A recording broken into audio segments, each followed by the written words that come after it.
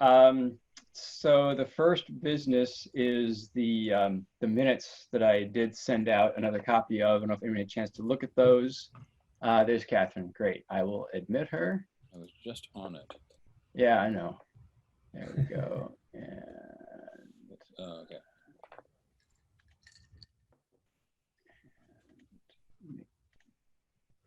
Hello? hi there. Hey. All right. Oh, nice picture.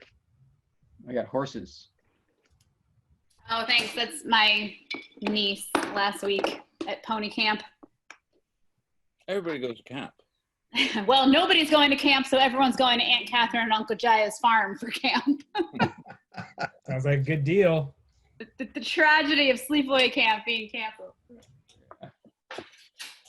All right. Well, we were just getting started because we were starting to look at the minutes. So again, I sent out copies again of the minutes from January and February. If anyone could remember what it was like back when we were meeting face to face. And I guess let's pull up the January ones. I don't know if you guys got a chance to look at those, but are there any changes, additions, corrections, anything about those?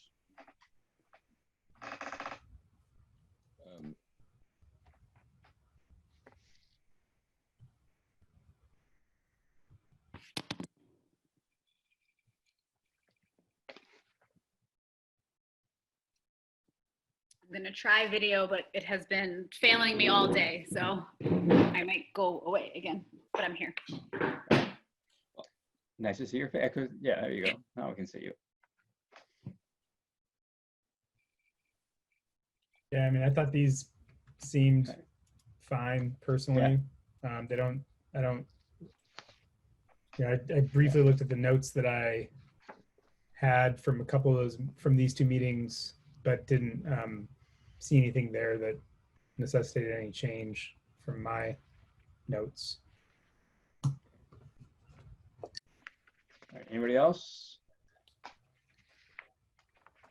It's hard to find them. Yeah, I know. Okay, so I guess I mean officially, I suppose when someone should, I could move that we approve the minutes from January and February. Second. Second. All right, and then any objection to approving them? Okay. As far as other minutes go, the videos and audio from our Zoom meetings, there are links to those on the planning board webpage now. And so those are functioning in lieu of minutes, because otherwise Jesse or somebody has to listen to that and create minutes. And so since that seems to be satisfactory so far, that's what we've got. But if we do want minutes, we can create them sometime. They're probably precise. They're Right. precise if indecipherable.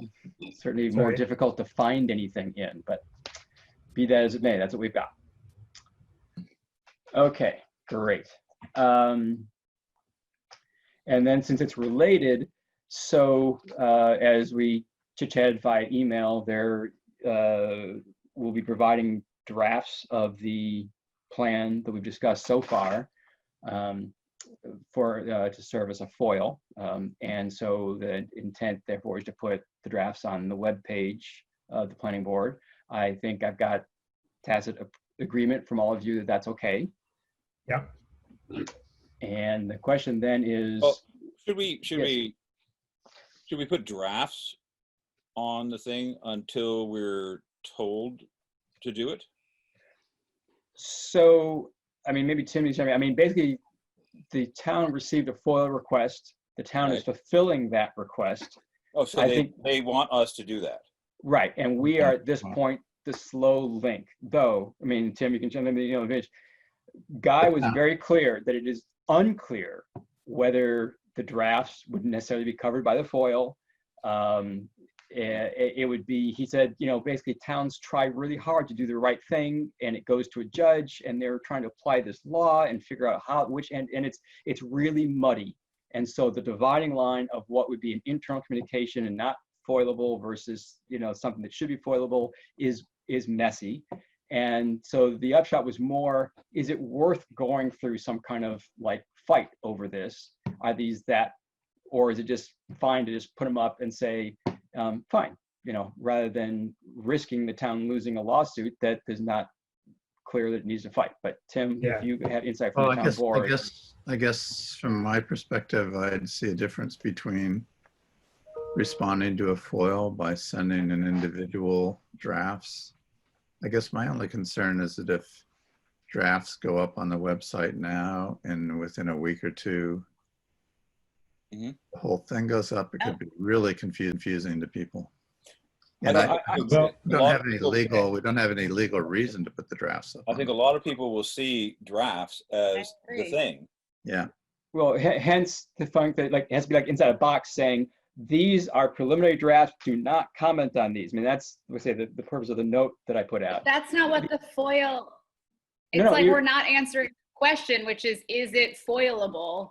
We're deciding like we Right. don't want to deal with that, and so we're Right. just going to post drafts to address it. And that's the thing Right. that I have issue No. with, which I Right, so do you mentioned want, do you email, want, like it doesn't.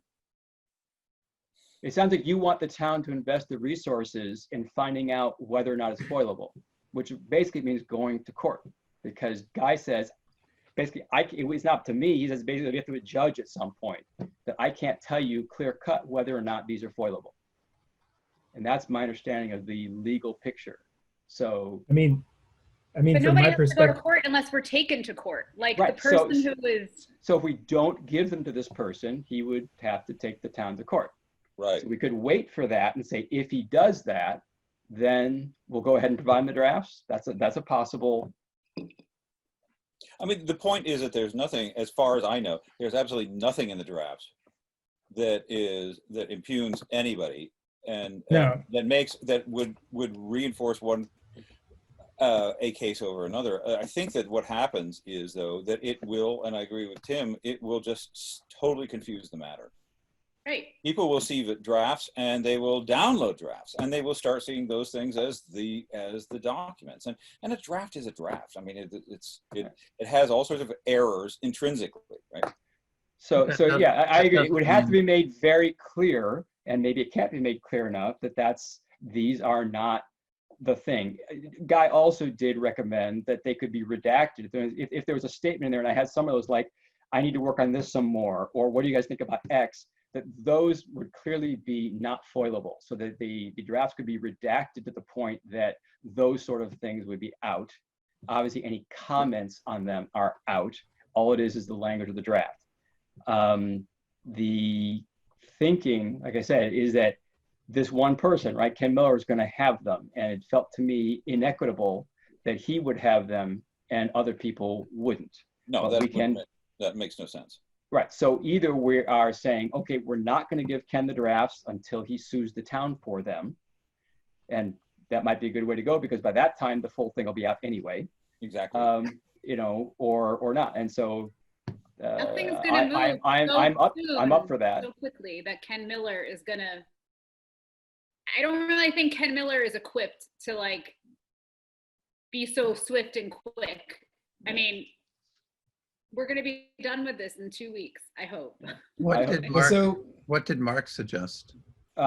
This course. I mean, he and I talked about it about a week or so ago. Now, so the other background is Ken wrote the town clerk saying, somewhat angry tone, is there any place we can, someone can find out about these things to see, and I wrote back saying, we're holding the drafts confidential. We're nearing completion.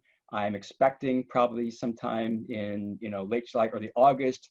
Please don't hold me to that, because it'll be done when it's done, but it really should be about then, and then everyone will have them. And his response was to turn around and foil the town, asking for all minutes since January and the drafts. So yeah. I mean, two parts to it. Number one, right, the town has to respond to him within like a week, like a business week. And then from the end of responding to him in terms of whether or not they're going to grant the FOIL request, there's another 20 business days, typically to fulfill the request. So we already have drafts. If the idea is that we feel like it'd be confusing and it's just sort of like an odd situation for these drafts to go out right before the final thing is out there, we can certainly, you know, it's up to the town board when they want to give the stuff to them. It's not really up to us, right? So if the town board says to us, give us the drafts now so we can Right. make this go away, great. Like, that's the only thing. I don't actually have a dog in this fight, except for the confusion factor of having Yeah. potentially a you know, a draft posted and then a final posted within some, you know, relatively short time period. And so from my point of view, if what the town board wants from us are drafts, we've all sent some drafts to you in the last few days that of where the drafts are at. I would just move them on. He can have them, because like whoever, I mean, it doesn't matter to me who filed the FOIL request, because like the whole process is transparent. And the main thing we're shooting for is not being confusing. Right. So if it's helpful to him and whatever he wants to do, great. But I think probably posting them Like, I on don't the think we need to website. confuse the whole town in order to try to be equitable to Ken Miller. Exactly. Okay, Well, so what I'm hearing is that we prefer to get the full draft out there first, at which point posting the drafts to the town listserv seems, at the town webpage is not relevant. And if he is looking for the drafts for his lawsuit, then he can ask, you know, I guess the town board will have to ask us to provide those. Is that what I'm I hearing? mean, yeah, I think that the town board ultimately tells us what to do to fulfill this Right. FOIL request. If the town board says we need these drafts for this, then we just give them the drafts. I don't really see it being our decision to make. No, it's you know. definitely not. Our decision is whether to put them on the website. And I was doing that only because, again, it felt kind of unfair for one person to have Yeah. them, not others. But I agree with the confusion factor, which I tried to write a note, and I'm totally cool with saying, okay, let's not bother posting them, because let's just Yeah. get our real draft out there ahead of the curve before everything else confuses everybody. So Sure. let's get it out there soon. I have a question about this though too, process-wise for Tim, which is, am I understanding correctly that this was not discussed as a town board? Like, has this been a conversation that's been between Bill and Mark? FOILs aren't usually discussed by the town board. They're usually just executed by the clerk. Right, And exactly. so Okay. this is a little bit of a different situation, because the clerk doesn't have, usually what's foiled is town correspondence Right. and town board business. Mhm. So the town doesn't have these things. Right. So what Right. would have to happen is the town would request to get them, and then you would pass them to Mark, and then Mark would probably give them to the clerk, and the clerk would then send them out. Okay. Thank you. I just want to be really clear on the process because So I mean, mean- this is probably kind of unusual. I mean, we know, Right. I can suspect why they're being requested, Right. Exactly. I mean, like, which is not Usually- your problem. I mean, I think Exactly. exactly. Right. I think it's very strange. Yes, that we. I mean, because it's not just confusion, but it compromises, I think, the whole value of what we're going to submit, because the drafts are fragments. We've all agreed that we're dealing with fragments of the entire thing, and they have to be re-edited. They have to be put together again in a different format, and so it doesn't make any sense to release these particular fragments unless we're absolutely, I think, compelled to. Again, the thing is that this is a revisitation, a kind of updating of the town plan, which means that everything that we're dealing with is already in the town plan.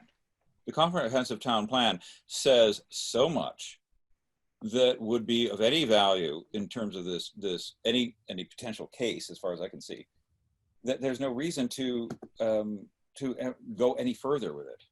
You know, the town plan makes it very, very clear what has to happen in terms of site plan review, in terms of building review, in terms of all the kind of things about preservation of small businesses and et cetera, et cetera, et cetera. It goes on and on and on, and it's already in law. Well, this could pertain to recommendations in the revised plan pertaining to more extensive procedures. Right, but I think at the end of the day, we're talking about someone, to me it doesn't matter who, put in a FOIL request for some documents that we have. We basically work at the bidding essentially of the town board. So I think Mhm. the point to me is like, who's making the request to us to provide the documents? Like, because I don't think we're, Right. we're not sort of beholden to the town clerk. She certainly, or he, the town clerk doesn't see themselves as supervising us.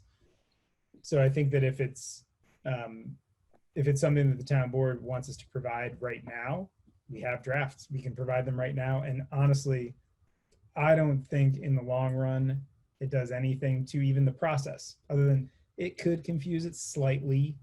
But I think if we don't post them on the website, the risk of confusion, because when we ask for feedback, the thing we're going to be asking for feedback on when we go to the public will be sitting there next to the request for feedback. So I don't think someone's going to dig back through their email that they might have gotten from somebody like, oh my gosh, did you read this in the plan? Right? So even that I feel like is a pretty low chance, but I think it's worth us considering not putting them on the website, which I think we all maybe have agreed to. The only outstanding part to figure out is not who's requesting the information via the FOIL, it's who's asking us to provide it and when, because we don't make that decision. So as long as someone from the town board, I think, says, we want these drafts by this date to satisfy the FOIL request, please send them to the clerk. At that point, we send whatever we have to the clerk, because Like, we'll do that. Right? yeah, I don't really think it's something worth spending too much time on, because it's just like, Fine. it's just a FOIL request. We can go FOIL request anything from any of our local governments, or Right. it's a part of the due process, The the point- open right. governing. So, and we don't have any. The role point in is it that at we all all. know it's not just the FOIL request, and that's Well, why no, I don't know. tickled, Honestly, right? I don't. So we all need to be. I don't know anything about it. And I don't think it's worth even talking about why, because we don't have anything to do with the why. Right. It's So- absolutely outside of our process and our role to even talk about the why, and to me, even to talk about the person. Like, I would like Okay. to deal with this in a complete box that says, we have a FOIL request. As soon as the box is ticked off next to it that we were requested it by the town board at this date, we send over what we have, okay? Because I think that anything else kind of impugns the process, makes us look like we're playing personality politics, and we don't want to do that, and that's not the point of it. I right? agree So- with Okay, you. okay, got that. Catherine, go ahead. I'm saying I agree with you, and I guess my point, I'm agreeing with you 100%. And the reason I'm asking about the process for Tim is because, I was at the town board meeting last night and was like waiting for this to come up, and it didn't. And so this is not our process. Like, we need to be really clear. I'm agreeing with Charles and just reiterating that, like, the town board needs to deal with town board things, and we need to deal with planning board things. And this is not a planning board thing. So I think, as Tim said, basically a FOIL request is just that, it's just fulfilled, and that's how I treated it when it came in. I was given a note by Mark saying, there's been a FOIL request for these documents. I had some of the minutes, so I just sent them right over to Jesse because that was the reasonable thing to Right. do. The only holdup was the drafts, in part because there was a very valid question as to whether the drafts are foilable, and also this whole confusion question like we've talked about. And my feeling that we were trying to come up with something that we knew was the thing, and that's what we put out. So I dragged my feet a little bit on just saying the drafts over to Jesse because I wanted some clarity on whether we had to or not. And I'm also glad that I threw it out to you guys because I've been getting some valuable feedback from you on sort of the sentiment of the committee. So, I mean, do we look at Mark requesting them from you as being, we've been requested to provide these things, and just like move on to the next thing? I got I don't an know. email saying there has been a FOIL request requesting these records. It didn't don't know. say I had provide to look up them. what, right. I mean, I had to look up what a FOIL request was. If someone said, I'd be like, I've got Reynolds wrap, I've got parchment paper. All right, I don't know if I have FOIL. I'm a half step that's- ahead of you there. So, all right. So where we're at is a decision not to post them on the town website, to ask the town board to make a formal request for them, and then I can provide them to the town clerk. Well, it would and- be the town supervisor, the town Yeah, town board. The supervisor. entire town Right. board is not going to get involved in this. Okay. This So is- Catherine, you hear? And yeah, in essence, Mark has already requested them from me. I think that would be, Okay. and so I can send them to Let's him, just send them over. and we will do, our job to get our part done. in terms of the actual comprehensive plan, which is looking pretty good now that all these drafts came in 2 or 3 hours ago, guys. I know. Woo. So, Yeah, my camping got in the way of that one. Sorry. Just all right, minor so changes. the next thing is indeed reflections on the previous plan. And I will tell you, I was out this afternoon, so I have printed it, but I have not looked at it. So if anybody else has stuff they want to say about it now, go for it. But I'm gonna have to provide feedback at the next meeting or via email because I am not prepared to look at it right now. I could just summarize what it is that I did, which was I took exactly what the 5-year plan was, and put that in there, and then responded to, at the end of each one of the, I think, 5 bullet points, what seemed to have happened, as far as I could tell. And from a lot of these notes that came largely from you, Bill, and Well, I only forwarded stuff from Mark and Don. and Mark and Don, and the questions and things that you did. And then I did, because there were certain, I mean, the 5-year plan seemed to be the most relevant in terms of reflecting back upon, and in terms of action items. But then I went back to also the longer term action items that were identified, and where there actually was indeed some direction or some sort of action, and many of these, and so that was another additional 5 or something like that, because they weren't included in the original 5. Yeah, that's the additional actions I see in your thing. Right, Sure. exactly. So there was these things that were, and because they were actually acted upon, and so they seemed as though they had there was a value in putting it in there. There were certain kind of things that were part of the actions, and the original 5-year action plans always said, many of them ended with this notion, something like other related laws, or something other related, and so it was an open-ended situation, and that's where I put in a few of the things that that seem to be considered right now, that have to be related to this idea of how one would implement some of these plans to actually get them to work, given the current thing. And then also there was and I had found it necessary to quote from other parts of the plan, but in the end I just did it in terms of format, just regular text with the things that were suggested, and then italics with the commentary. All right, brief glance. I'm happy with the format. I will definitely have to read through for content. I'm glad you've got the additional, action items in there. That sounds good. Anything from you and Charles or Catherine? After reading through it, sorry, go ahead, Catherine. No, just I haven't had a chance to read it. I skimmed over it, and it was interesting to see what had been done. It was a nice just summary overview that I think is actually really useful in probably scoping out the kinds of things that the town board might consider taking on, following the adoption of the revised comprehensive plan. So I think it's a really useful exercise to have in there as sort of a evaluation of effort. Right, and I think also it points out, I mean, the reason that I felt obliged to add these additional items was that that actually the town board has addressed more than the 5-year plan, obviously, and that there are certain things that are coming along the way. There's some things that, of course, ended up being sort of dead in the water, and they're almost more present by their absence, I suppose. The idea that there's hardly any commentary on some of these things that people really wanted to have in a certain way. There's certain things that were long-term goals that I didn't include that had to do with things like housing and stuff, because I think that they appear in other parts of the plan, especially the things that we're writing, and I don't see any positive effect of somehow indicating what happens there. But also that's where I think some of those maps will be really, really helpful in explaining where housing has happened and how it's occurred. So. Okay. Next up says snapshot of changes.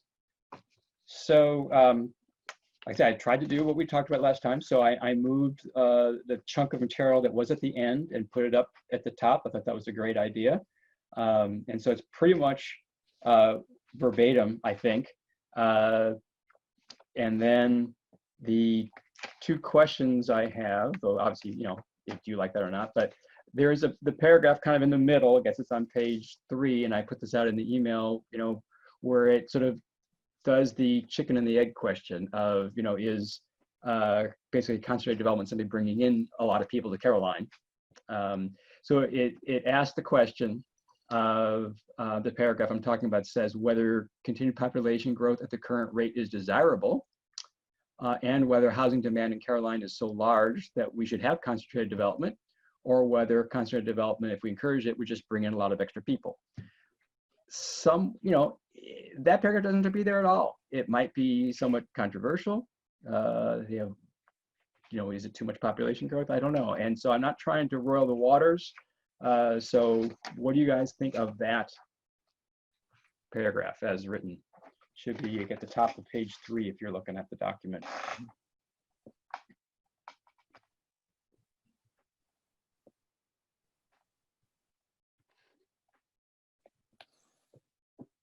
It's the paragraph right before commercial growth section.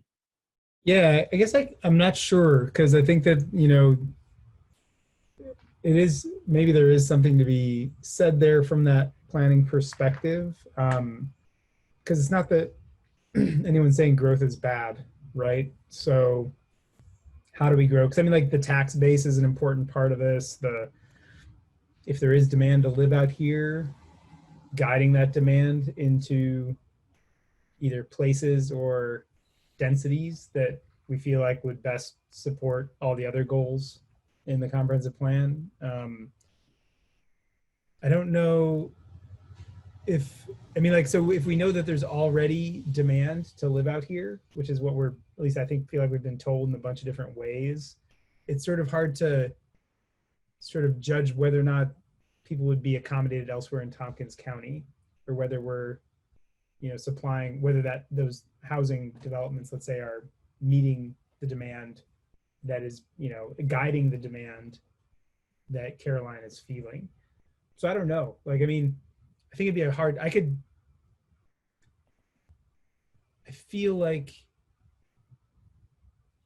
it's unclear exactly what we're trying to say there, maybe. I mean, I get the gist of it because we've talked about it quite a bit, but it's sort of like saying, you know, like, do we want houses to be built in Caroline or not, in a way, right? Like, it's sort of like, do we want there to be a place for people to come live in Caroline? Or, you know, do we want it to be very, you know, potentially difficult or more expensive to do so? And I'm not sure that either one kind of makes sense, I guess. Sorry, Yeah, I'm not sure that it's completely an issue. I mean, it was one of those strange things that came up when I remember in some of the surveys where it was pointed out that we went from something like 52 acres per person over the entire town to 49 acres per person, and some people said that they were beginning to feel claustrophobic. You know, there is something that doesn't seem to be an issue, I think, there. And then also the thing that, I mean, it's more, seems to me to be a question of whether we really want the hamlets to develop, you know, as the places for this population growth, versus a larger question of population growth per se. And I don't think I would be in favor of not having the paragraph, but. Catherine, your thoughts? I don't think it needs to be there. Okay, cool. And the last thing I'll draw your attention to directly, and then any other comments you've got. So I wrote some new sentences for conclusion because I still felt like there needed to be some sort of summing up at the end. So what do you guys think about that? Basically saying we got to think about issues, Caroline.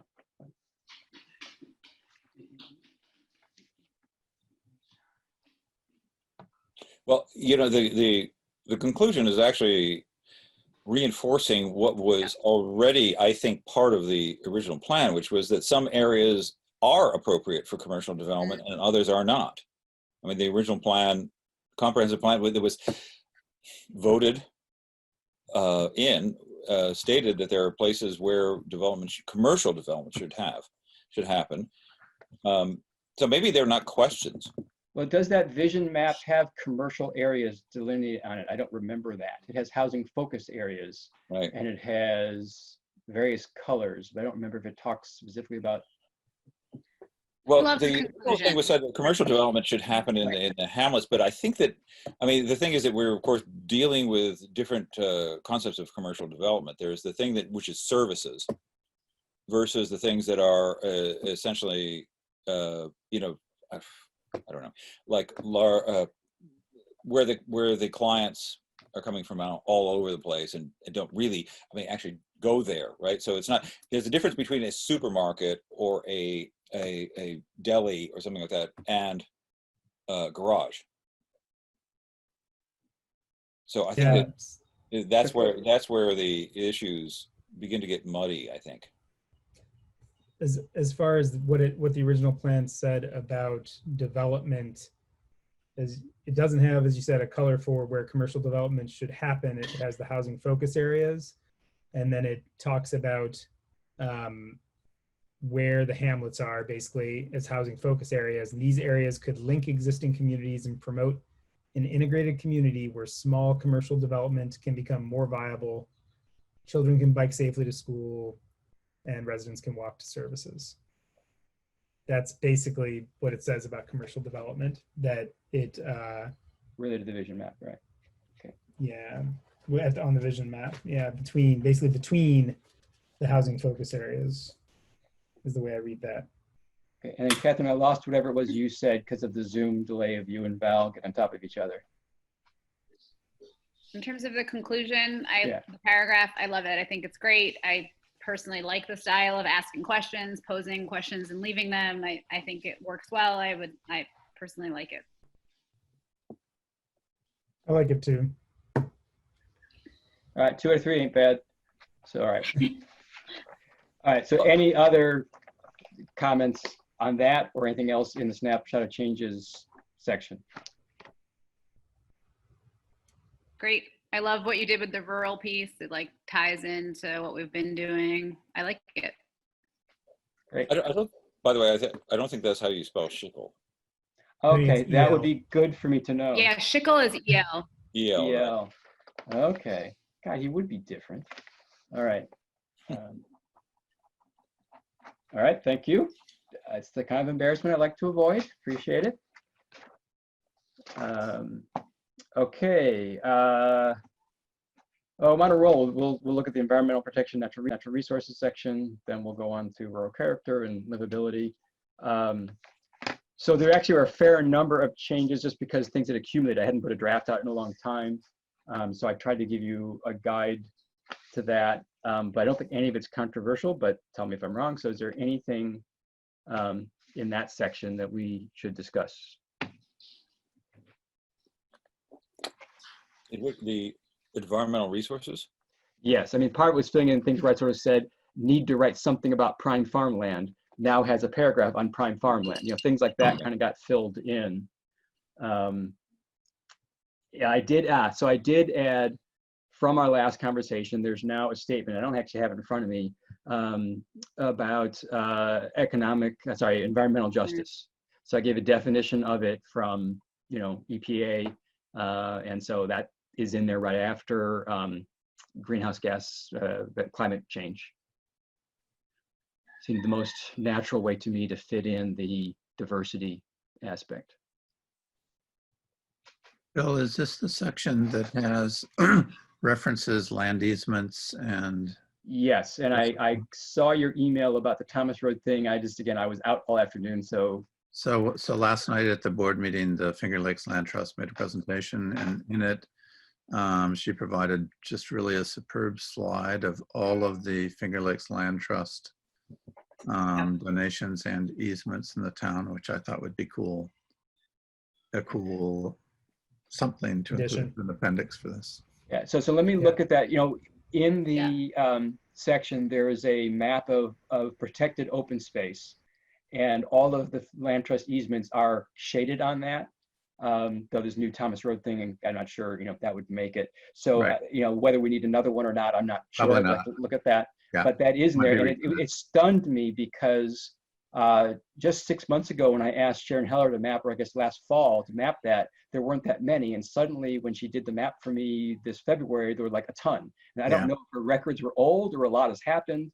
But private conservation easements are the second largest category of protected open space now. The only thing bigger is state land, which we're never going to catch up to. But it is stunning. I found that in trying to write these reflection things, that actually the website for the Finger Lakes Land Trust doesn't have very updated plans at all, maps. I mean, so if you can get the actual ones Yeah. directly, that would be great. Okay, well, I think that most of them are there, and I did get numbers from Land Trust when I put the table together and confirmed that with Sharon Heller. So I do have a question. So in the actions for the environmental protection section, there are two that were carried over from the previous plan. One says establish a natural areas and trails group, and the other says establish a Caroline cleanup and beautification corps. I think the trails group came and went, and now has come like a phoenix, perhaps back. Run out of town. So the question is, do those two, particularly Val, you've sort of looked at some of this stuff now, do those two actions remain? Should they still be in there?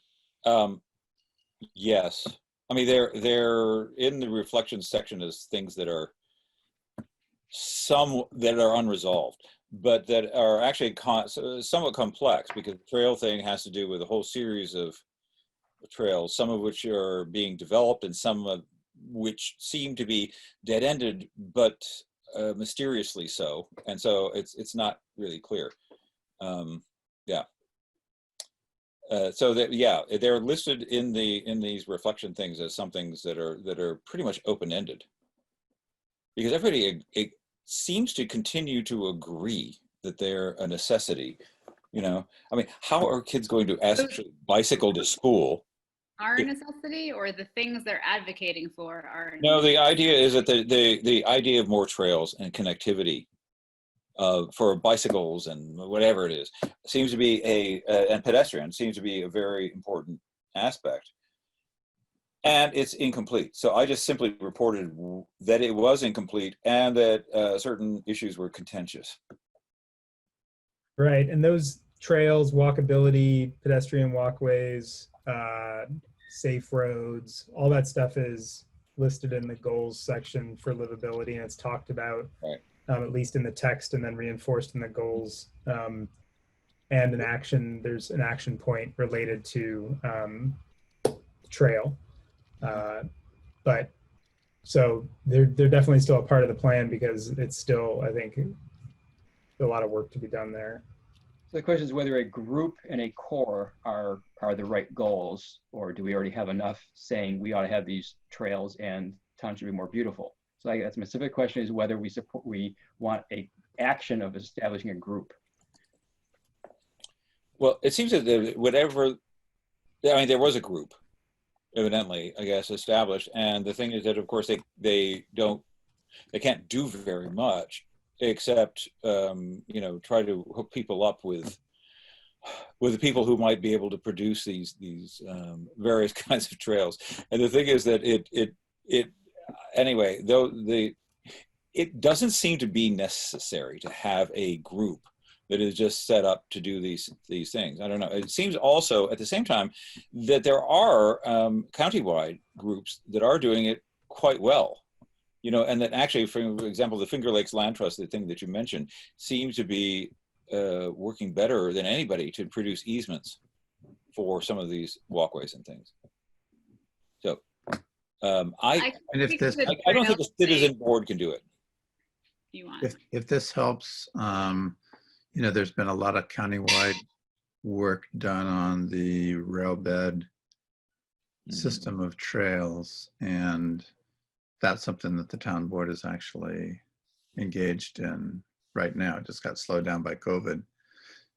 and probably maybe a committee. I mean, maybe you don't need to recommend a committee. That might be just something that the town board might do if needed. Before there was a big committee, and they did this huge study, and some of you might not know, but what happened is they presented it to the town board. It was a very different town board. The town board voted it down. And so then the committee said, screw you, and disbanded. Right.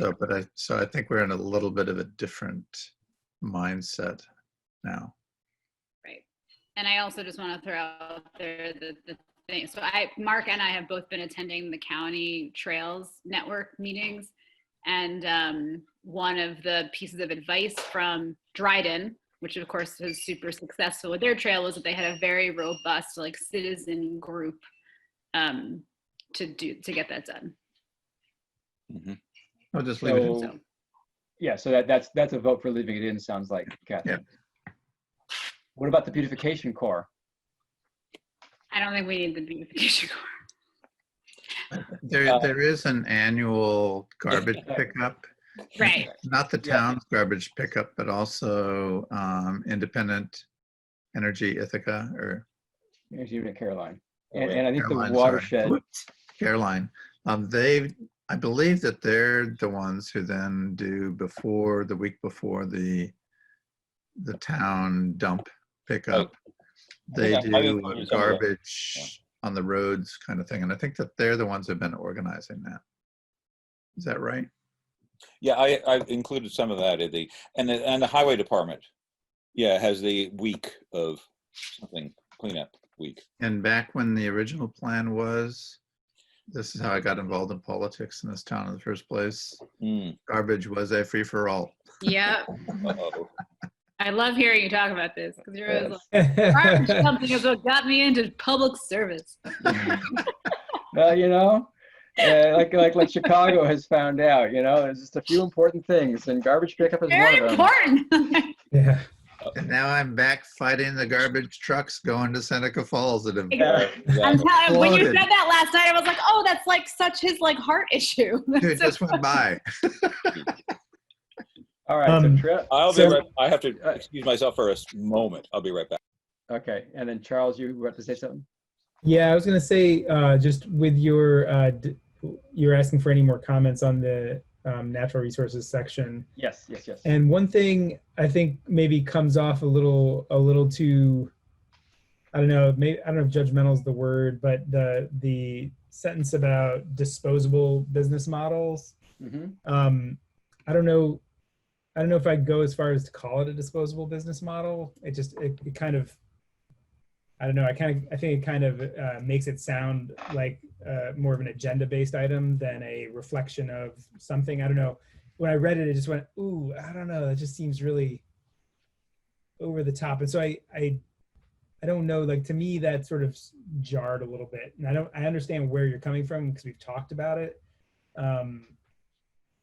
But I just wonder if those two sentences could be rewritten to say something about the kinds of development that the town should be encouraging, are the opposite of these things. So building, durable buildings, long-term, like rather than saying some businesses do X, Y, and Z, and those are bad Making the businesses. affirmative, you're saying.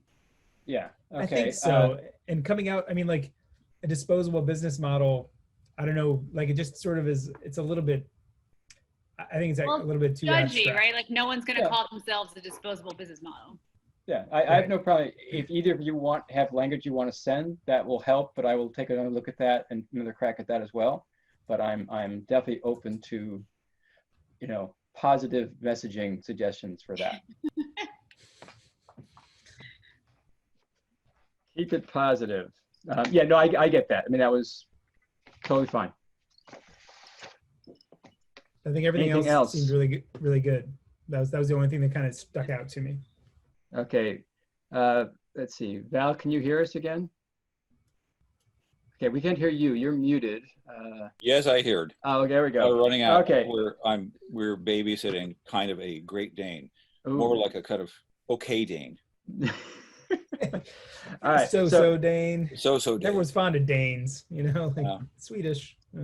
All right, so in your absence, Charles expressed some concern over the wording disposable business model, and so we're going to just phrase that with a similar meaning, but a more positive thing like favoring durable building design or some such.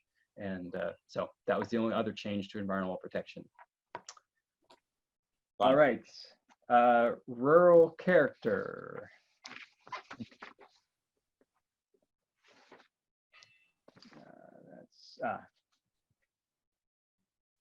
So yeah, so I think really the main thing, Catherine, is you inserted a little bit about, the town recognized the importance of equity, et cetera, et cetera, et cetera.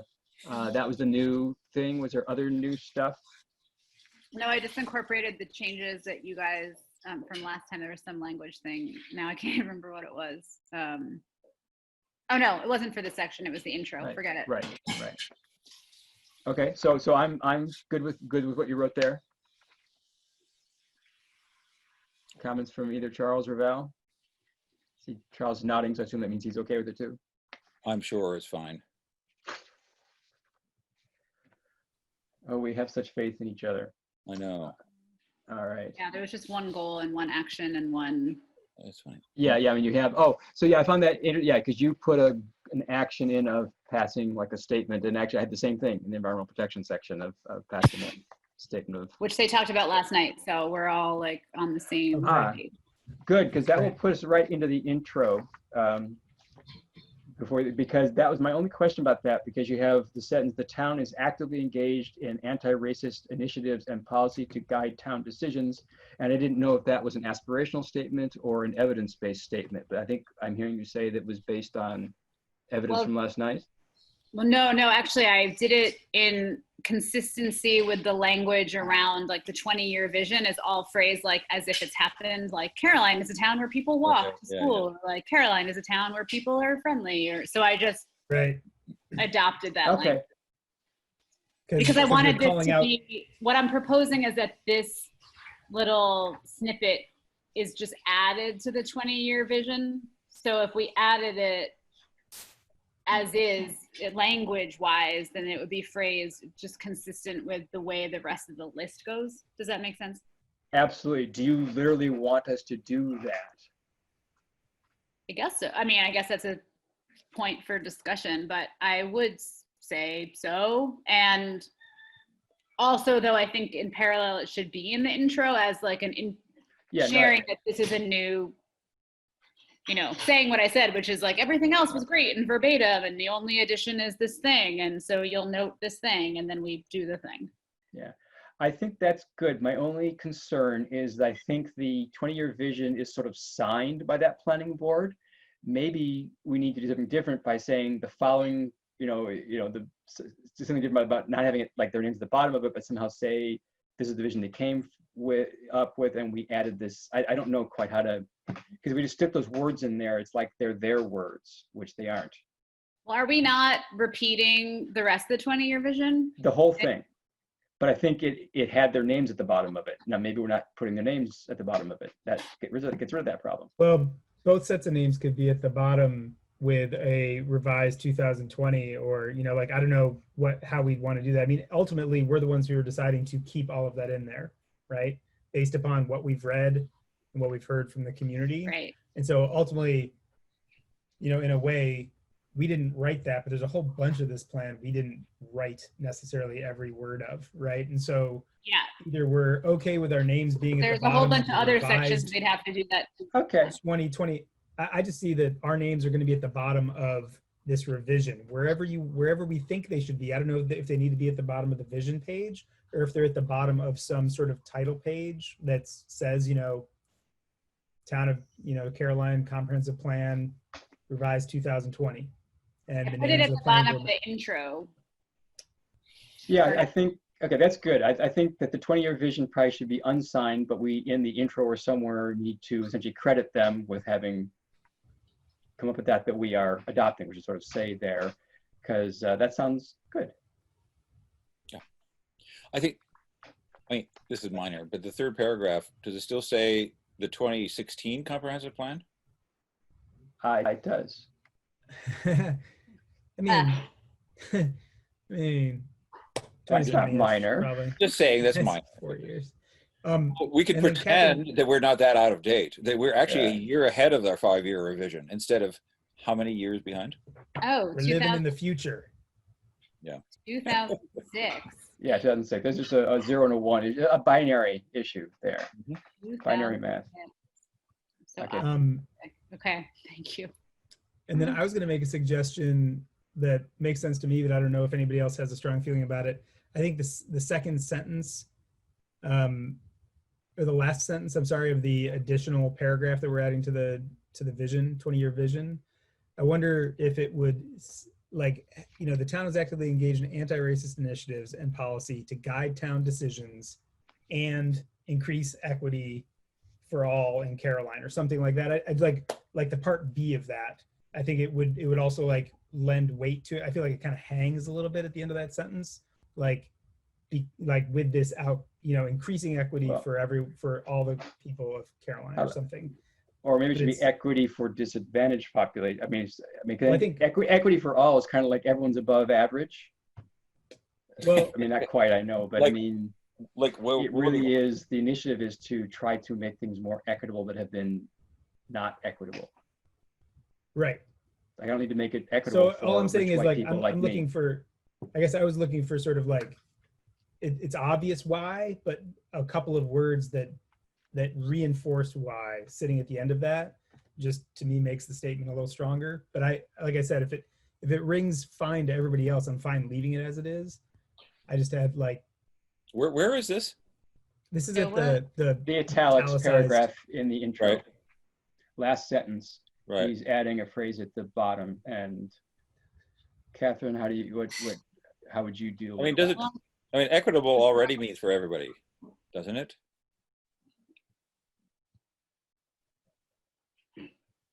Yeah, I'm Well, sorry, I'm pulling it up. What's the proposal, is to add a sentence? No, add a phrase, No. basically.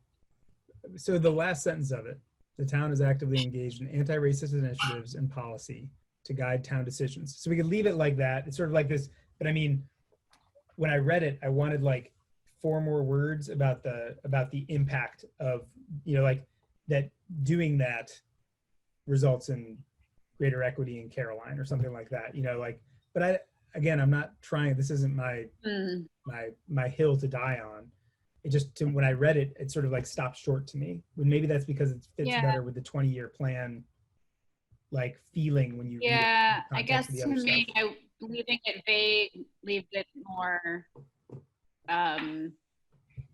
nimble, I guess. Like, Sure. if I look at the other aspirational, the vision statements, like as if they've happened, it's not like we say, I wish I had one pulled up. I did look at them. Like, I think there's something about walkable, you know, we have trails, and Caroline is a municipality, the town that's walkable or something, but it doesn't say that people are healthier.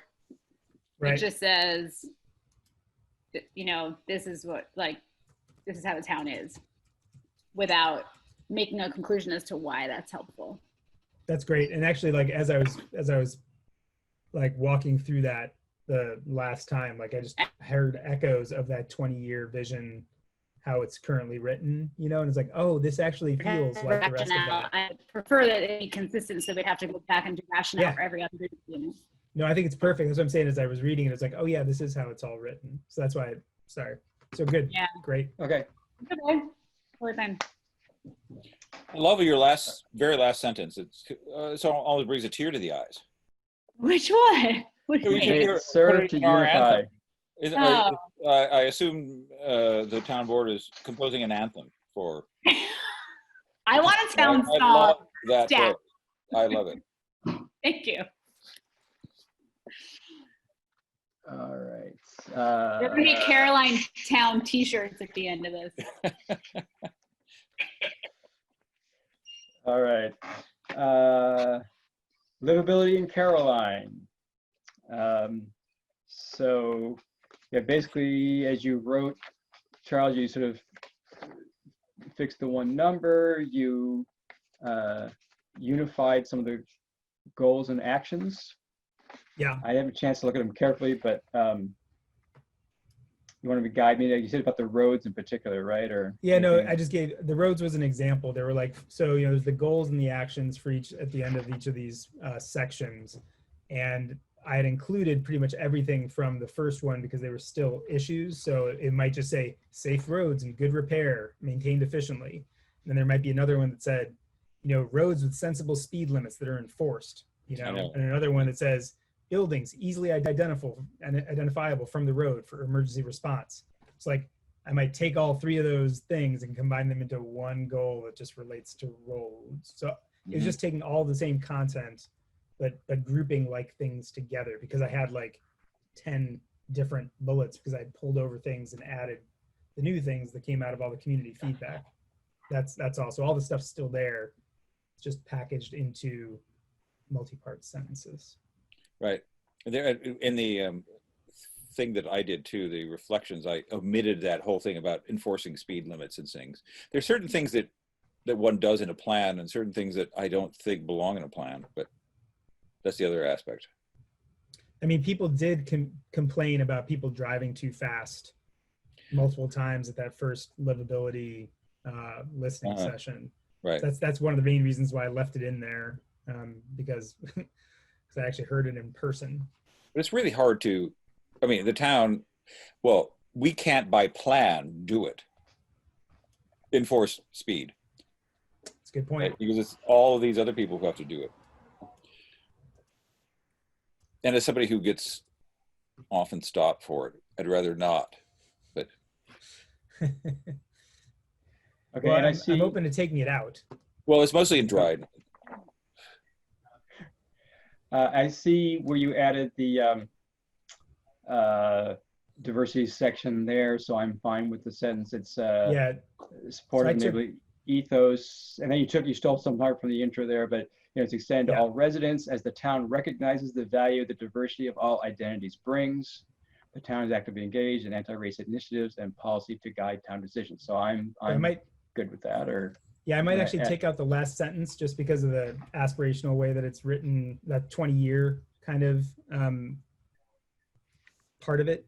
yeah, Now that we've had this stuck- conversation. yeah, that's And then so that statement would end at, you know, the town recognizes the value that diversity of all identities brings. And then by focusing our efforts on improving the town's role and creating a better environment to live, a safer and more inclusive community to be a part of, and a place where residents can make a living, we honor that commitment to keep Carolina a livable community for all its residents. So, yeah. And I really appreciate Caroline, taking the first stab at writing that because I had something that didn't read as well. And when your intro came through, it was like, oh, this is better. You know, I'll take Glad it, to hear that. and it'll be because it also fit very well in the way I was writing. So it's just like, oh, this is a perfect addition. So thanks for that. And Bill, you know, your investigative sniffing on the housing affordability numbers seeming awfully high was spot on. You know, the numbers are 27% and 23% rather than 40 and 38 Right. or whatever. which is thanks bad for- enough, but Yeah. I'm glad the other Thanks was for- there. Yeah, appreciate you reaching out to Joan. I was writing an email when her reply from yours came through, so I appreciate that. Yeah, for backstory for Val and Catherine, you know, I didn't have the numbers. I went to try to gather the census data, and it's almost impossible to extract data. They've now changed the whole interface, and I wrote Joan and said, can you get this? And she wrote me this like full page. She gave me the numbers and said, but here's how I did it. And it's like step. It's just, the federal government just don't get me started at any rate. So she was able to get it for us. But anyway, that was good. Okay, so I think that. Well, I mean, one of the things is the section on roads and transportation. I remember that there was, I mean, and you touch on it, this notion of logging and things, because that was actually, I think, one of the concerns originally, because that caused a lot of degradation of road surfaces and things. Now, though, there seems to be, I mean, other kinds of heavy industry uses of the town roads, and I'm not really sure, because I don't know if the county has developed traffic plans for this, but I know that whenever they shut off something somewhere, that there's huge amounts of traffic that seem to be going through, well, my road and other kinds of roads of heavy trucks, all these kinds of things that have to do with, I don't know, road building and things that are neighboring towns. So I just wonder, you know, that it's one of those other things where we have to maybe warn against the development of heavy industry in the town of Caroline, so that we don't continue to degrade the quality of the roads beyond, you know, sustainability here. So the thing about roads is that the town, first off, only has authority over town roads. No surprise there. So Right. all the state roads and county roads, the town can't touch. And literally what the town can sort of do is post roads with a weight limit, which they have already done.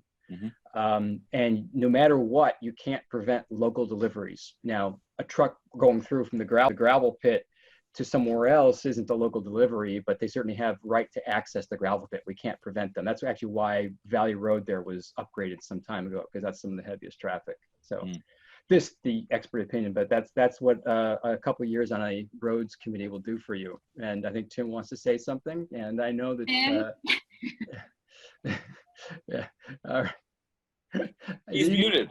I'm going to unmute him, and I do know that I think I asked that he. Okay, there you go. And I do know Tim's the area. town board has talked some. So go ahead, Tim. No, I was just going to say that we're actually in the process of investigating subsidiary town laws from neighboring towns regarding some kind of deposits or such and such for the use of our town roads by heavy industry traffic, such as logging. So, so it's appropriate. Right, and it's something that I know that I think Dryden has done, and I don't know. I mean, many years ago I was involved with it in a different scale in well, the city of Boston. But the thing is that when one road is shut down somewhere, it could be 10 miles away, another road is going to have to accept its increased traffic thing.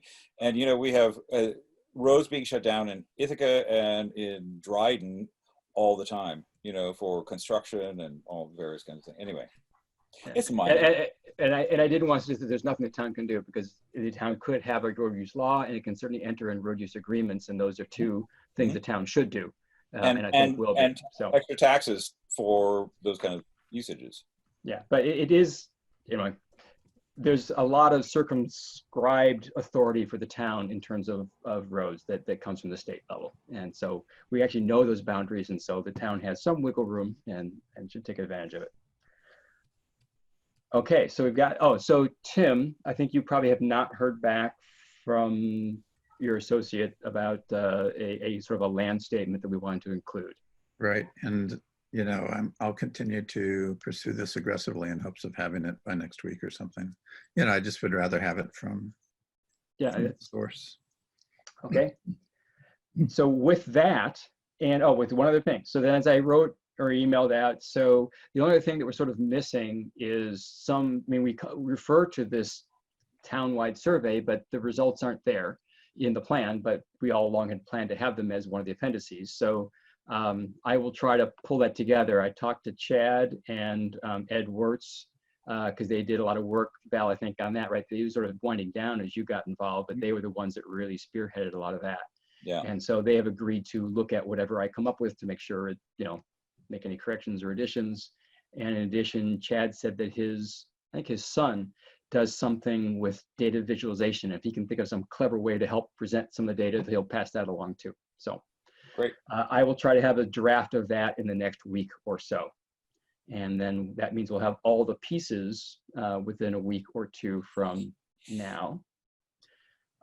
Which, one question, so we don't have the vision map, which is referred to, I think, in at least one of the sections. I have the housing focus areas map in the snapshot changes, but should we include that existing vision map as one of the appendices? That's how it is in the existing plan.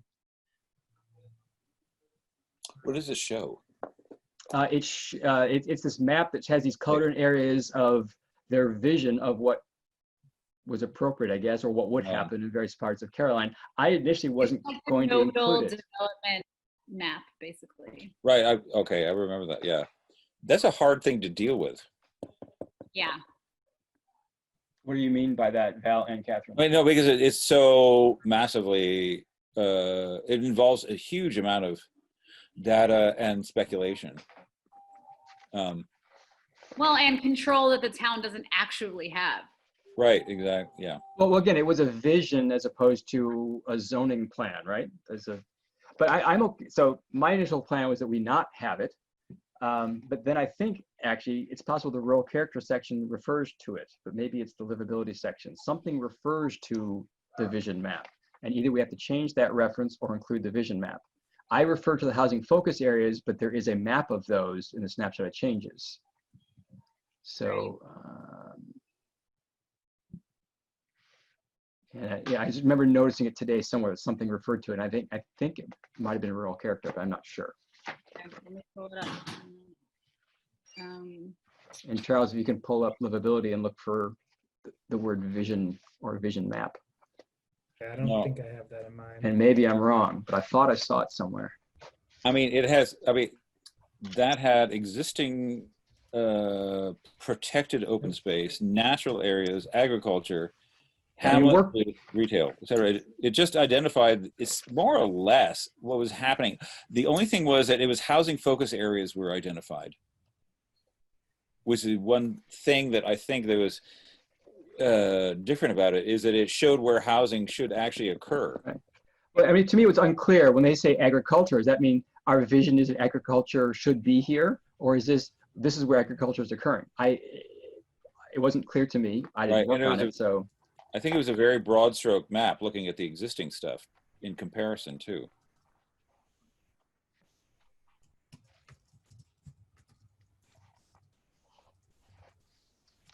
So again, I may be wrong. Neither one of you seem to be picking up on the words vision map. So all right, so maybe I'm wrong. It was If the it very does, last page of the, or no, page 29 of the original yeah.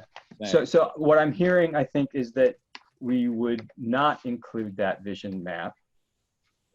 So So- it's in a goal. It says incentivize housing that is concentrated within designated focus areas. Parens, see vision map. Was Okay, So so we can, take off see vision map. perfect. Okay, And glad it was that easy.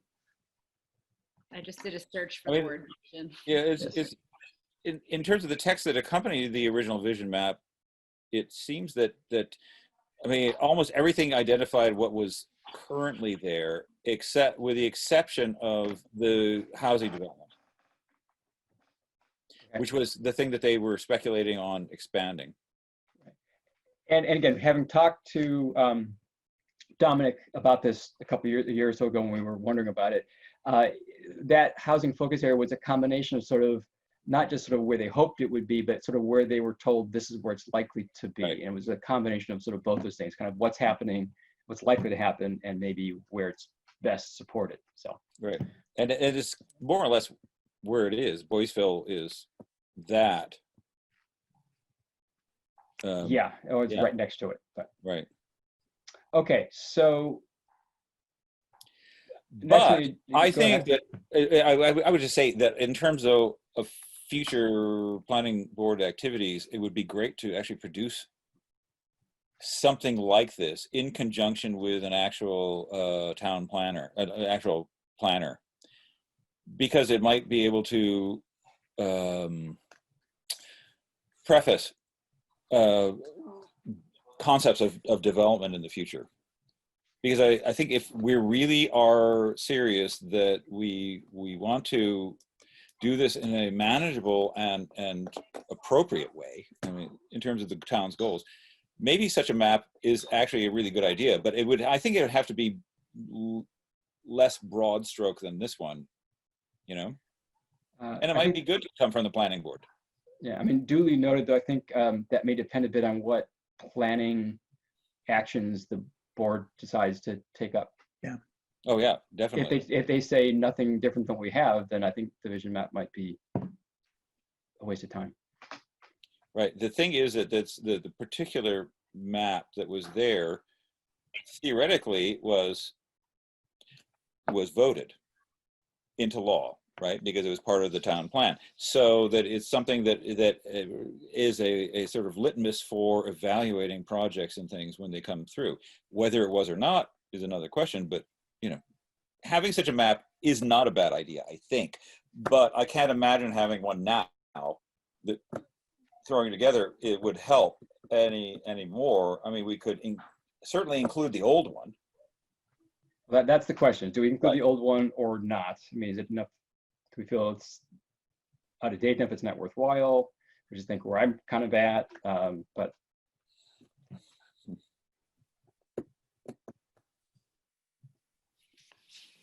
Personally, I just think it's not that it's out of date. It's just that I would focus on other things, which I guess would lead me to, you know, like things like the agenda item I introduced and all that stuff. Like what are we really going to focus on? So well, I I'm don't sorry. The think specific it's- question is whether we include without the map in things the that plan. we're all proposing. Yeah, I mean, Val, just a new idea of do we do this in the future? Fine, we can address that. But my question right now is, do we have a vision map, this vision map in the revised comprehensive plan? Yes or no? I guess I would vote no as long as we delete the reference to it and no one would know the difference. Yeah. I second that. Okay. I don't know. I personally think that it's okay to include it as vision map from the 2006 plan. That's true too. I'm fine with that. Okay. Both are equivalently fine for me. Okay. It's so generic. It's almost. Okay. All right, we'll put it in there so it doesn't get lost, and we will realize that, you know, obviously any significant planning efforts are going to require a deeper look at things. Okay, so in terms of getting there from here, so we have just about all the parts. So I'm thinking we could meet in 2 or 3 weeks from now and we'll have all the parts. That seem reasonable to people. And do you want to do 2 weeks? Do you want to do 3 weeks? I think we should do 2 weeks. Okay with you guys? I think And we're then going to be on like quarantine for the next 2 weeks. So I should be Because here. you're out of state? No, we have some folks coming in from out of state that are going to be staying with us. So, yeah, I mean, 2 weeks should work. Val, do you have an opening 2 weeks from now?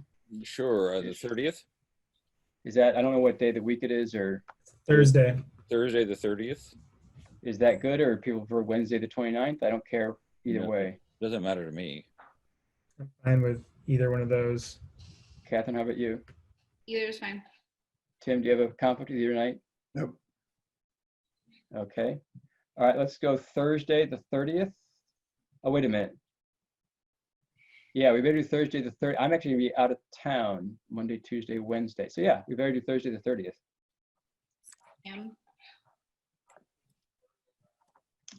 Okay. Okay, and then, And by the next town board meeting, we'll have the draft in PDF form. well, basically, we're gonna release a draft to the public. I mean, yeah, I mean, the town board, it's sort of, I don't want to put this rudely to them, but at this point, the ball's in our court. We get a draft together. We're going to have information meetings and public hearing. And based on that public hearing, we'll revise it. And that's what the board gets in terms of its real draft. I think that we could and should provide them this preliminary draft. If that was your asking, Catherine, that'd be fine. No, well, Maybe we need to chat more. Well, if it's given to the public, it'll be given to the board. That's true. right, that's what I'm saying. Yeah. Yeah, I mean, it's sort of like formally handing it to them. It's their hot potato. That comes after we revise it one more time. Mhm. And that point, we're done with it, and it's the Right, town I think board's- what I'm suggesting is that the planning board, which is not a regulatory body, does not need to be on the firing line for this document. It goes to does. Board, Well, we are in the firing line in that we have to hold a public hearing. well, And so does I the think there are town. opinions. Catherine, I didn't hear what you said. You broke up. It doesn't matter. I think there are different opinions about that. Guy Crow gave us what I believe is the final opinion on that, which is that it's legally required by the state of New York. Now, if we have other legal advice, great. but that is. No, that's not what I'm saying. What I'm Okay, suggesting is that misunderstanding. the public hearing is there, that it occurs, but the town board, like the planning board, those of us who are volunteers do not need to be in front of everyone defending the thing, that the thing speaks for itself and that the town board is responsible for that. Yes. And one You quick, know, as everybody knows, I was fighting this battle forever. But so I'm fine with public meetings, but I think we conduct them the way that we were told public meetings would be conducted, which is that we don't comment. well, yeah, We're not public, answering questions. Correct. We're not doing anything. We're just listening. I was about to, that's a misperception of a public hearing if you think that it's us being confronted and defending it.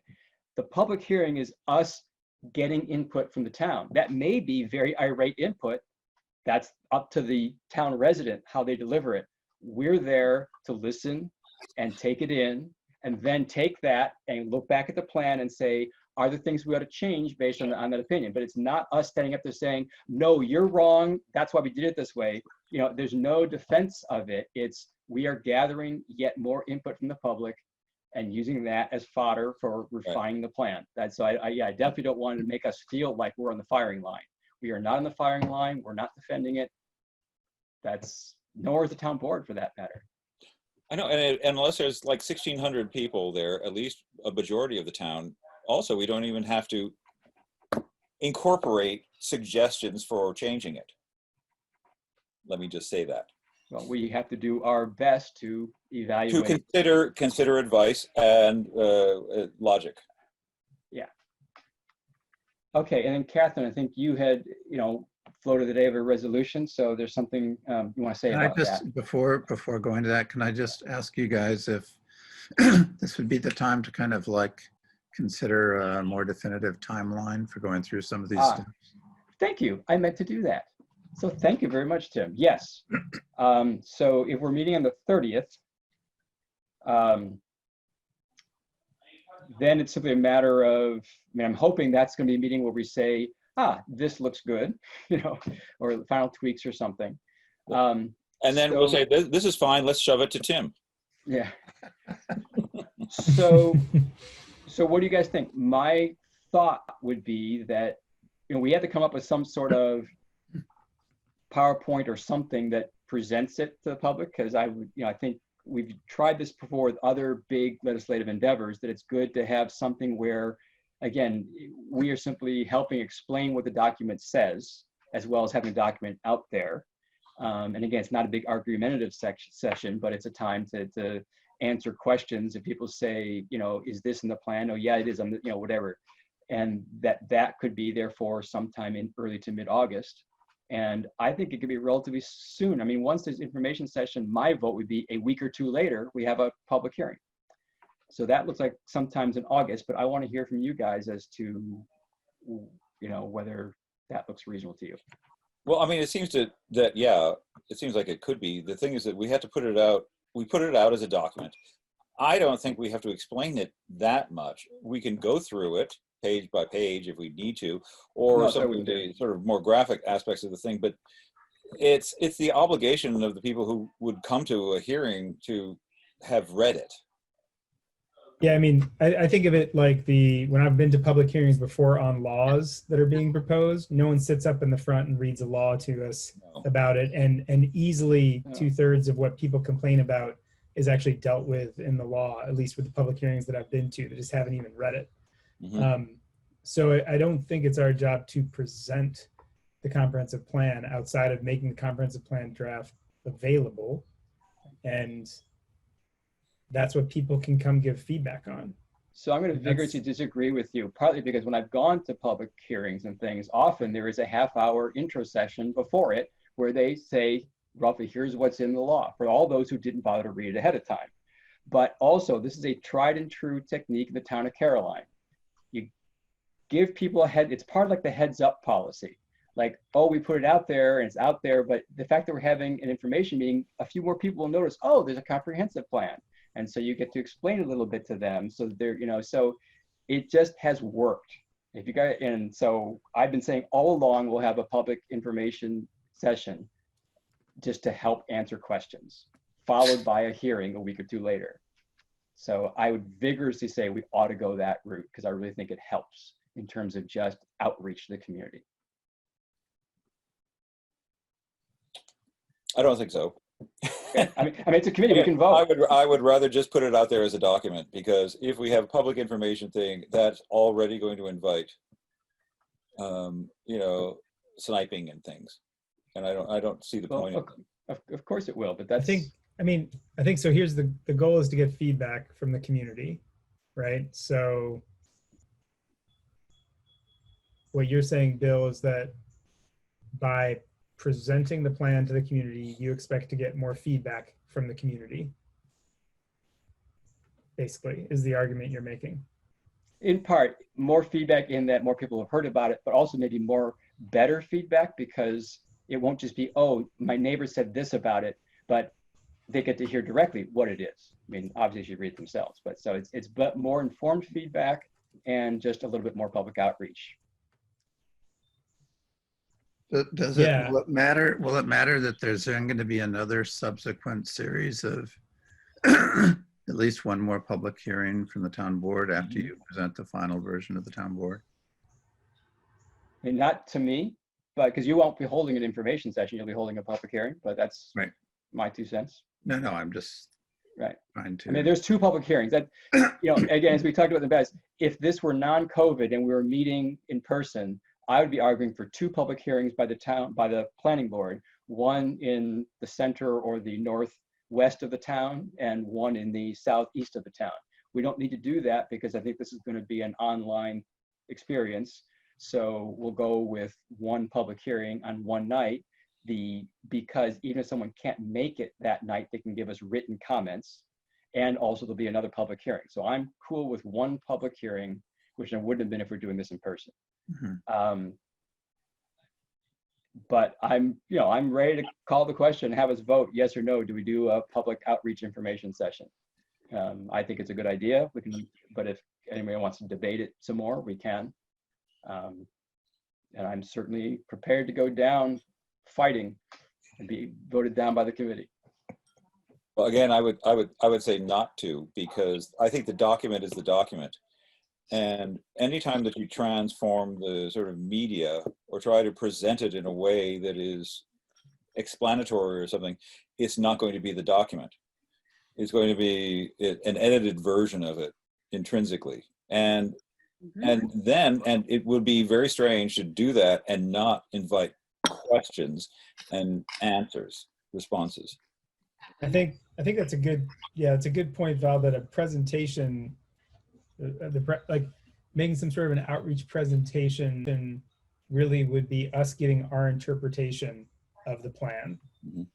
And in a way, that could be as damaging to how the plan is received as, you know, just hearing from a neighbor about what is in the plan. Basically, instead of hearing from a neighbor, you're hearing from us what we think you should know about what's in the plan, but we're not actually, you know, it's not necessarily our role to tell people what's important about what's in the plan. It's the plan, Right. and it's important for them to digest it if they want to give feedback. And people will give feedback without digesting it.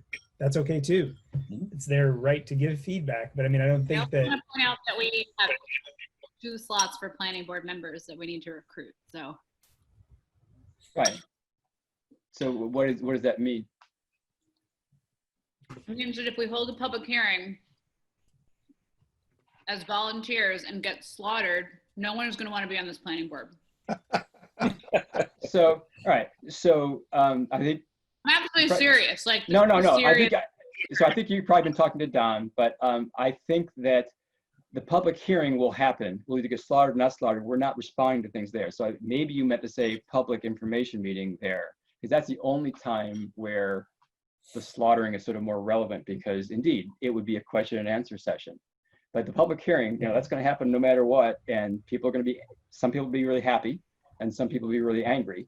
And you have to come with your thick skin to that meeting and take it in. That's an important part of our role. They have a right to address us. It doesn't matter if we have the public information session for that. I mean, Catherine's shaking her head, I think, but I mean, to me, what happens at the public hearing is it's going to happen.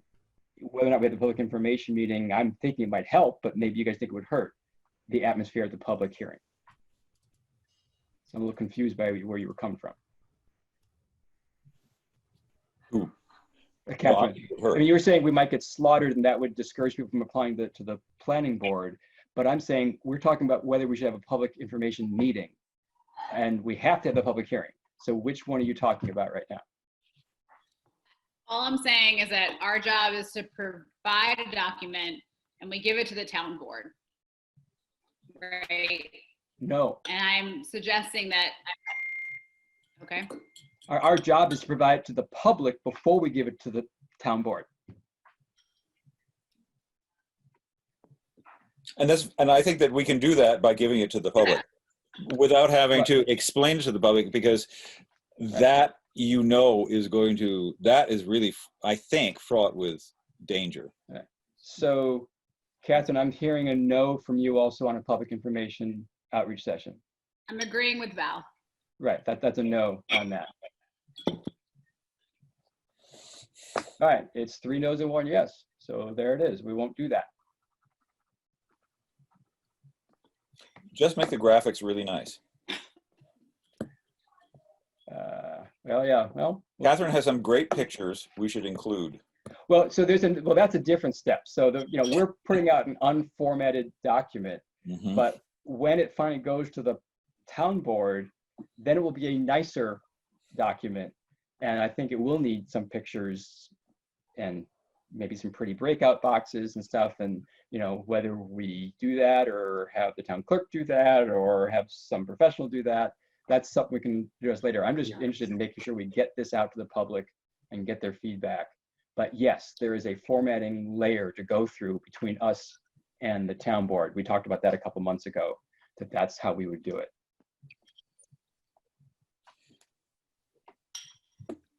Okay, so that means I think that we could look at the how long from when we actually put a draft out and put it on the town listserv and on the town website and have hard copies available.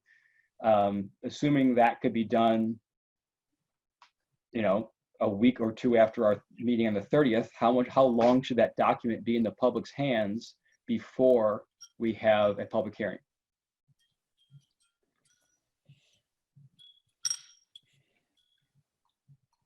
Yeah, so I think that it has to have at least a 10-day notice, and the document must be available for review during the notice period. So it needs to be at least 10 days. Yeah, so maybe 2 weeks, 2.5 weeks, Sure. 2 weeks. Tim, you have any Sure. advice on how long? That's your call, I think, I don't want to rush. I don't want people to say, oh my God, they're not giving us time, right? I mean, should it be 3 weeks? Which might put us right at the end of August. Is it relevant to you guys? I mean, Cornell students are coming back in the end of August, right? No, I think it's going to be, September.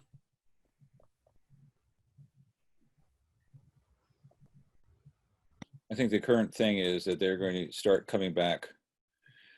Yeah, the classes begin on September 2nd. Yeah, so we'll be back for a few days before that, I'm sure. 2 weeks before that. Well, Yeah, yeah, they have a to be, week because ago. they had to be quarantined and everything. They'll be infecting us all for the 2 weeks Yeah. proceeding. Well, yeah, Counted and probed and some of prodded. us are not happy about all that, that's for sure. I mean, so what is that? So again, how much time? 2 weeks, 3 weeks, 2.5 weeks, Is 17 this and a half something for days? us to have to decide, or there's a legal answer to this question? Well, 10-day minimum. We're now asking policy. What do we think is fair and reasonable to the residents of Caroline? So we're looking at I think maybe the 3rd week of August, maybe the 4th week of August, somewhere in there. And that may be close enough, for horseshoes right now. And we'll refine that a bit further. Yeah, I think that sounds fine. Sure. Yep. I'm not good with time, so I can't Okay. tell. Okay, so then let's move on to Catherine, your floor is yours. As I'm meeting Oh, with- sorry. Sorry. I mean, I think we'll, hold off until next month on like offering up a resolution, but I guess I wanted to discuss with you all that I would like to, as the planning board, offer a resolution urging the town board to work on formula business restrictions. The rationale being that even though our comprehensive plan is lovely and I'm very proud of it and we've all worked really hard on it, I don't actually see it doing anything in the absence of legislative policy. It can guide it, but it's not going to do any more than the 2006 plan has done. And so I think, in the future, there could be zoning, in the future, there could be all of these things that we're recommending. And I think that, as Tim has shared, like the board is different now and there might be more forward momentum there, but it still There doesn't will be. actually address the current,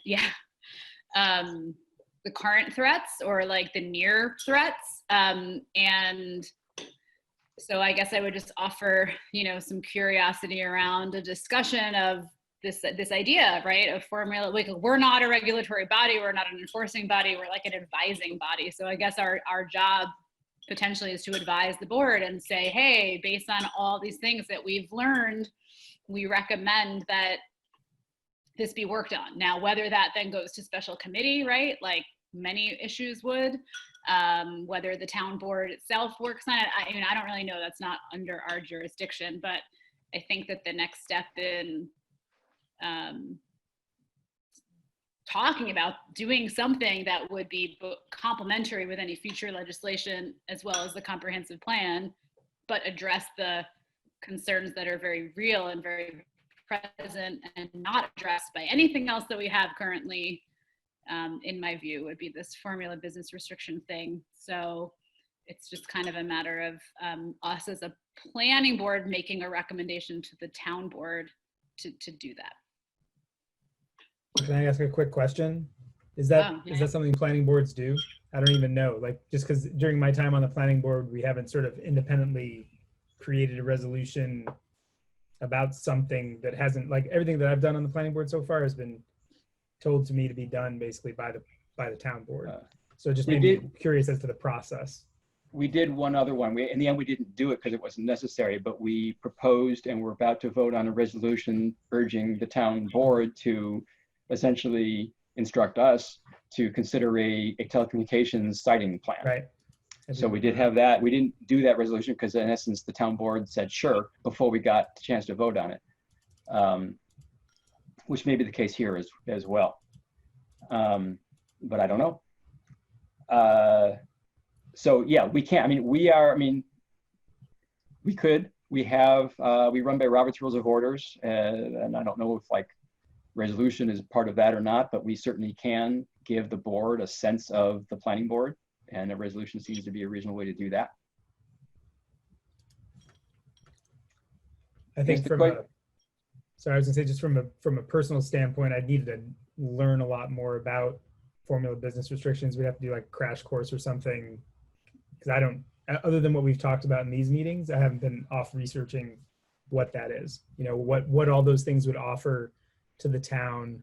And outside of like, this more recent sort of upsurge of interest surrounding how to guide commercial development, there actually, throughout at least my time on the board, there hasn't been a lot of communication to like received by the board related to something as specific as this is the way to do something. So that's why I would just sort of, before I'd feel comfortable voting on something, I would just have to actually learn a lot more about it. That's all. And how we feel like it's actually meeting kind of the more than just whatever might be a flash in the pan kind of thing. And maybe it's more than that, but I don't want to like overemphasize something that's happening now that everyone might be hot and bothered about over, possibly things that just aren't necessarily, the apple of the eye right now, but are still big things that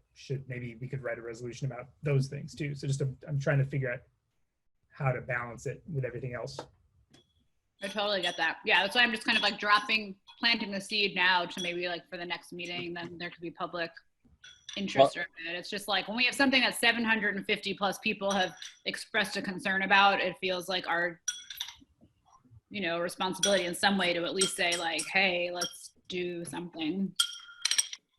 Well, in the reflections thing, and I really want you to look at it, because there are some things that one has to be kind of that I felt one is obliged to actually reflect on.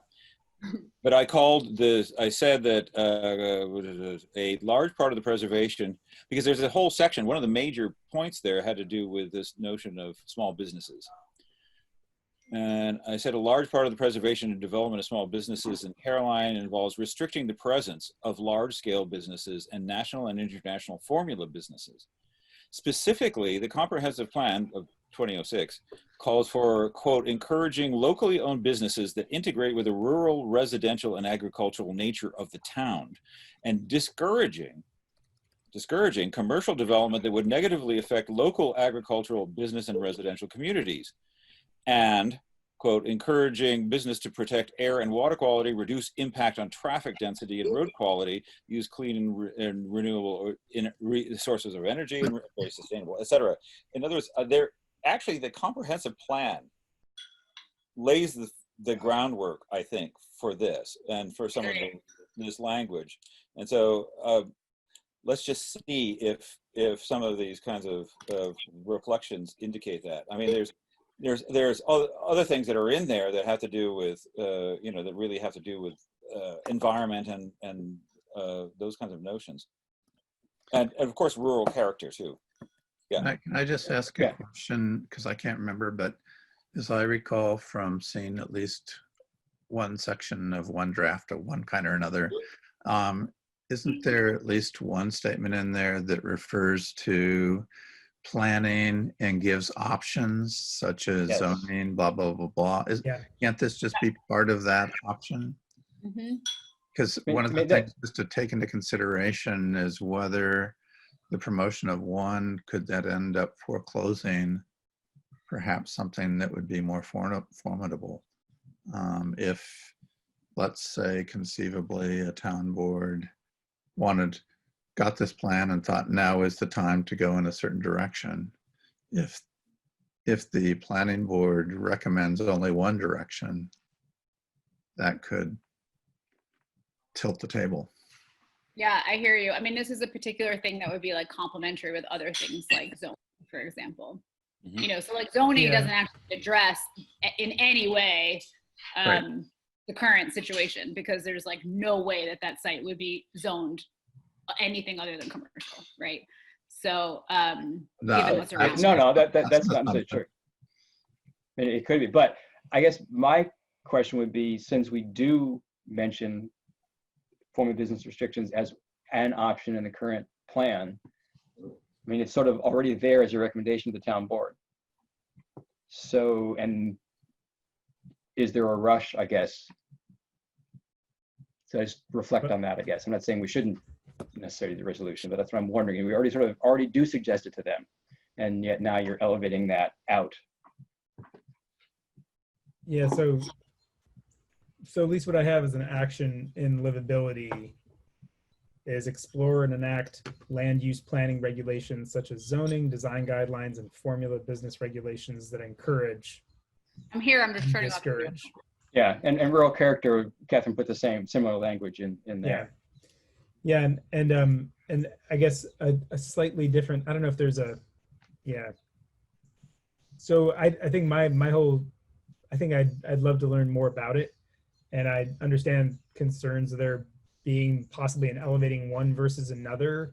Maybe it could be written in such a way as this is a first step that should be complementary to any other, if we go the route of writing a resolution, let's say, directly in that resolution could be guidance language that this is not the end point, but a good starting point that will complement further land use planning because A, B, and C, and maybe that's right. I don't know enough about it right now. But That's in there as it is, but yeah, I hear you. But I think that it would result, and I'd have to learn more about it to Right. understand kind of how it necessarily might play out.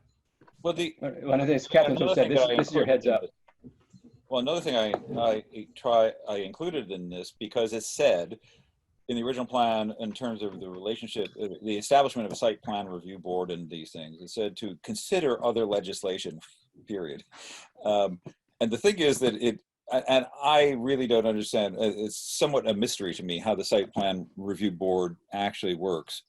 And because they're supposed to evaluate scenic view, the effect of any kind of production on scenic views and vistas, as well as detail, as well as things like signage and things like that. Now, we seem to be trying to be very transparent here, but I don't know if the site plan review board reveals all of these plans to the public, which they should.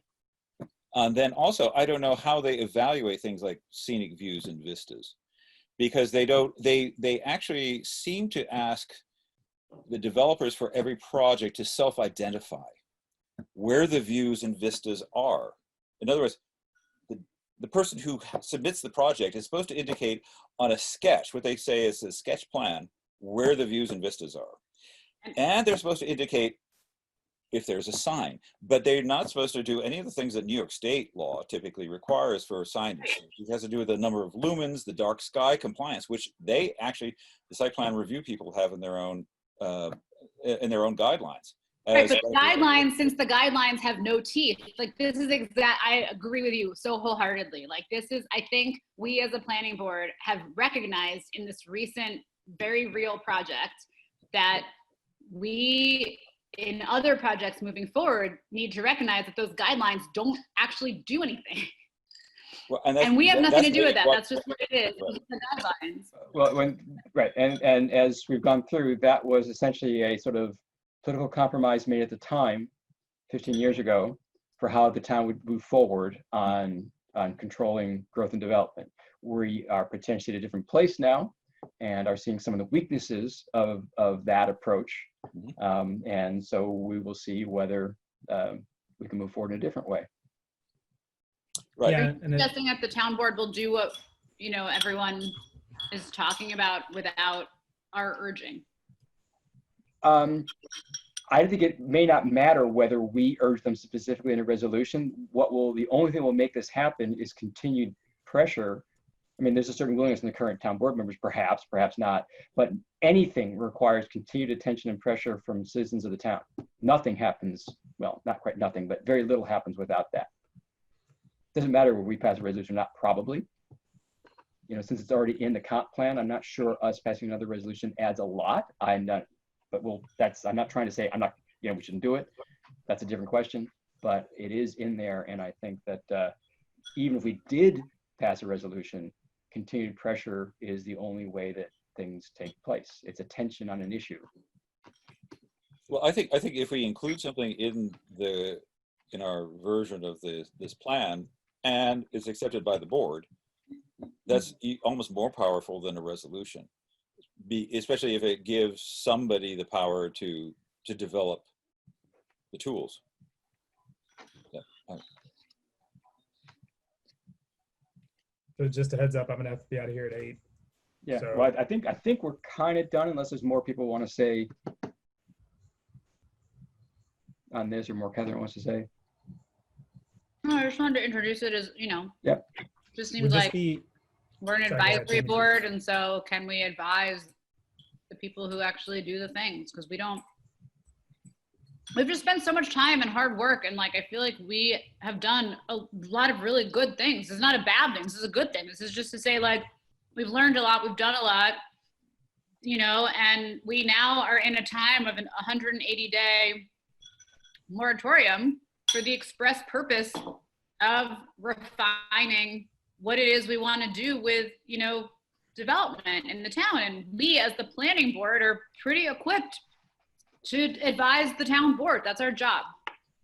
So I guess I'm totally open to any other suggestions, but I would advocate for using this moment to really do something. And I guess my point only was, it's also more general than that. any of the things in the comp plan aren't going to move forward if citizens of the town don't get behind them, or potentially we just sort of push them too. It doesn't, whether it's form of business restrictions, any of the other components, with any hope the town board will take them up. But they're, Tim, you guys are busy, right? Got a lot of issues on your plate. And so the issues that make progress are often the ones that someone keeps reminding you, to work on. That's just the way the world works. I'm not being mean to the town board. Sorry if it sounds like that. But also, I want to point out, I mean, everything that's in here is something that is a direct result from the overwhelming support of the people of the town, Exactly. through all of the evaluations that we've gone through and everything. That's why it's, well, yeah. Yes, there will be 4 or 5 people who will be very upset with some things, but there's always going to be that case. I'm sure there are people in whatever, Mississippi and things, who don't want the flag to change. Was it Mississippi? I forget. Oh, All those states that start with M and stuff that are down there, I don't remember. All right. If there's nothing else, I Well think we said. can adjourn. And until Thursday the 30th, I guess at 6 o'clock, correct? Mhm. Two Night.